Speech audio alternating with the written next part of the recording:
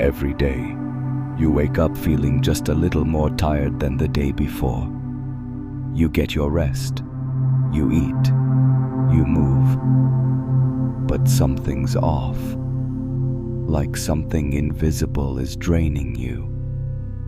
And the truth is, it is, but not through cables, not through machines, through your attention. They don't need to chain your body to steal your energy. They just need to direct your focus. Because where attention goes, energy flows. And if they can keep your awareness locked onto fear, drama, or artificial urgency, they can harvest your life force without you ever realizing it. You're not being attacked, you're being distracted. And that's the perfect crime. Your energy isn't just some abstract concept, it's your core currency. It fuels your thoughts, your decisions, your emotions, your reality. Everything you create, manifest, attract, or repel is shaped by where your energy is. So imagine this. What happens when your energy is constantly reacting to things outside of you? The notifications, the bad news, the manufactured outrage, the arguments with people who don't matter, the comparison traps, the doom scrolling. These aren't random modern problems. They're engineered pressure points, carefully designed to open energetic leaks in your system. Tiny doors you don't even realize are open until everything starts to feel heavy. That heaviness isn't yours, it's theirs. The system thrives when you're exhausted, because when you're drained, you don't question, you don't create, you comply. It's easier to sell to someone tired, easier to scare someone anxious, easier to control someone disconnected from their inner compass. They've made burnout trendy, anxiety normal, and disconnection profitable. And all they had to do was feed you a constant stream of noise, just enough to keep you slightly below your power, but never so far you stop functioning. Just far enough that you never ask, who benefits from my exhaustion? It starts with attention, but it doesn't stop there. They've weaponized your emotions, fear, outrage, jealousy, shame. Each one creates an energetic opening, an invitation to be fed on.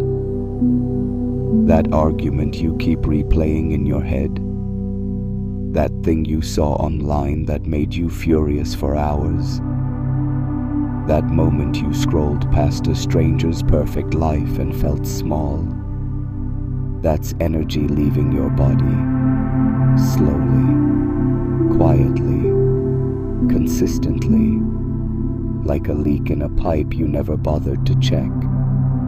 And while you lose power, someone else profits. You see, your emotions aren't weaknesses, they're resources. When you feel deeply, you generate energy, and energy is currency. The more reactive you are, the more you produce. And that energy doesn't just disappear, it gets redirected into systems, into machines, into agendas that feed off human attention like fuel. It's not sci-fi, it's energetics. You're not just a consumer in their system, you're the battery.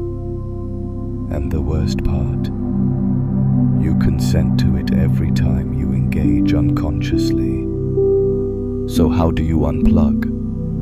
Not by hiding, not by fighting, but by withdrawing consent, by choosing, moment by moment, what deserves your energy, and more importantly, what doesn't. That conversation you were about to have out of guilt, that scroll you were about to start just to fill silence, that news headline designed to trigger your fear response. Pause, feel, choose, because awareness reclaims energy and choice cuts the cord. Stillness is your power. Presence is your shield.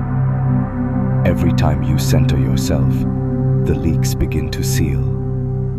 Every time you observe without reacting, the system loses grip. Every time you prioritize your peace over your programming, you shift from battery to source.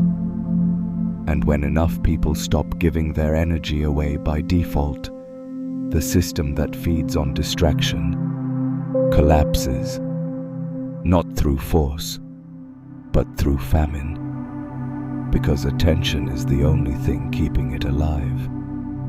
They've convinced you that the world will fall apart if you disconnect, that you'll miss something, fall behind, be out of touch. But the truth is, you've been out of touch with yourself for far too long. Your soul doesn't care about being updated. It cares about being present, about aligning, about tuning into the frequency that fuels your real power, not the one that drains it. And when you return to that frequency, you don't just stop leaking energy, you start generating it again. You are not powerless, you're just dispersed, fragmented across platforms, people, problems, timelines that aren't even yours.